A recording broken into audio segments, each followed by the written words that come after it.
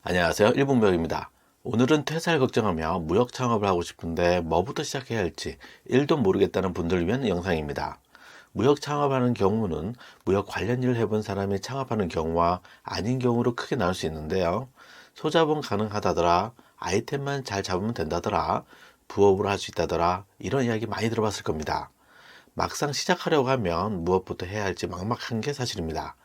무역 창업하는 방법 A부터 Z까지 실제 사례를 중심으로 알려드릴 텐데요. 끝까지 시청하면 도움이 될 것입니다.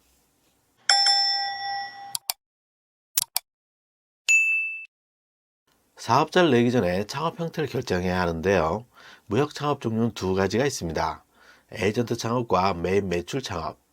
에이전트 창업은 다시 바이어 입장에서 소싱해주는 소싱 에이전트 창업과 수출을 대행해주는 수출 에이전트 창업으로 나누어지고, 메인 매출 창업은 우리가 흔히 아는 무역 전문 회사라고 볼 수 있습니다. 무역 전문 회사는 커미션 베이스인 에이전트 업무에 메인 매출을 더한다 보면 되죠. 창업 형태를 결정했으면 가장 먼저 해야 할 것은 회사 이름과 직위 명판인데요. 한번 정하면 웹사이트에도 영향을 주는 만큼 신중해야 하죠. 사업자 등록증은 관할 세무서에서 신청하면 되고, 사업자 등록증에는 사업장 주소가 꼭 필요하기 때문에 사무실 계약을 우선해야 하는데요. 사업장을 집 주소로 불가능한 경우도 있는 만큼 알아볼 필요가 있습니다. 사무실은 공동사무실과 개인사무실로 크게 나눠지고, 각각의 장단점이 있는 만큼 나의 비즈니스에 맞는 것을 택하면 되는데요. 참고로 정부 지원 사업, 서울시와 같은 지자체 사업에서 인큐 오피스라는 이름으로 공동사무실 입주 기업을 찾는 만큼 알아볼 필요가 있습니다. 통관 고유 부호와 무역 고유 번호를 보겠습니다. 통관 고유 부호는 수술 신고 필증에 들어가는 번호로서 관세청에 신청 및 등록을 해야 하고, 수술 처음 할 때 관세를 통해서 대리로 신청을 해도 됩니다. 무역업 고유 번호는 한국무역협회에서 하게 되고, 회비를 내야 하기 때문에 어떤 혜택이 있는지 꼼꼼히 살펴봐야죠. 세무사와 포워더 선정.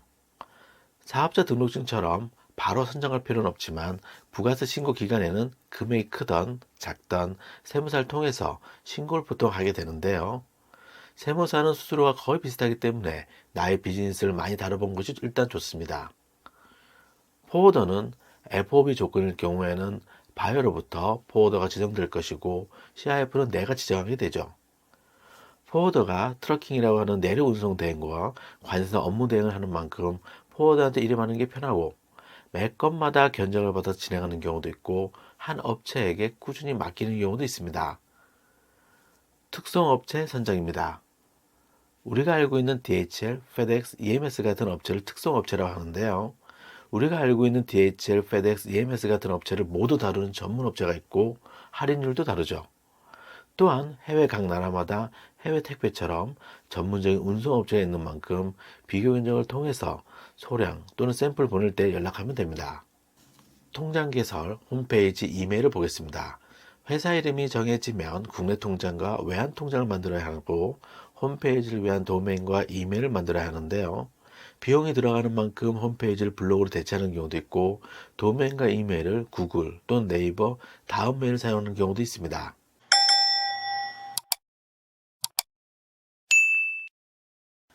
여기까지 사업을 하기 위한 기본 세팅이라 보면 되는데요. 판로가 정해진 상태에서 국내 제품을 소싱하는 경우에는 국내 전시회를 자주 방문하거나 온라인, 오프라인의 핫 제품을 선별하여 판매자에게 연락을 해서 가격을 받게 되죠. 단, 이 업체가 해외 판권을 가지고 있는지 꼭 확인해야 합니다. 제품을 소싱할 때는 MOQ에 따른 가격, 결제 조건, 납기를 정확히 해야 하는데요. 갑자기 가격을 올릴 수 있기 때문에 기간을 정해야 하죠. 판로가 정해지지 않는 상태라면 해외 전시회를 잘 활용해야 하는데요. 내가 제휴사가 아니라면 해외 독점권을 꼭 체크해야 합니다.